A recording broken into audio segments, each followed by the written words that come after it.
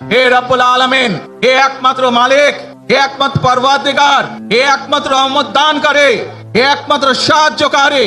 তারেক রহমান আজ যে বক্তব্য দিয়েছেন তা কোনো সাধারণ রাজনৈতিক ভাষণ নয়, এটি ছিল একটি ঐতিহাসিক ঘোষণা।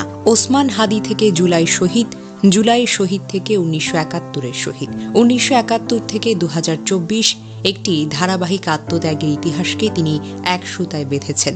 আধিপত্যবাদ, শক্তির গুপ্তচর, উস্কানির মাঝেও শান্ত থাকার শিক্ষা, পাহাড় থেকে সমতল, হিন্দু, বৌদ্ধ, খ্রিস্টান, মুসলমান, একটি বক্তব্যই পুরো বাংলাদেশকে কভার করেছেন।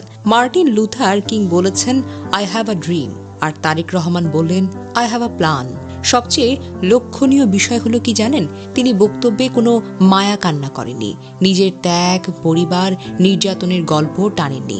যারা তাকে 17 বছর দেশে আসতে দেয়নি তাদের নামও তিনি নেননি, বরং বললেন, আমরা এবার শান্তি চাই, আমরা ঐক্য চাই, আমরা দেশটাকে গড়তে চাই।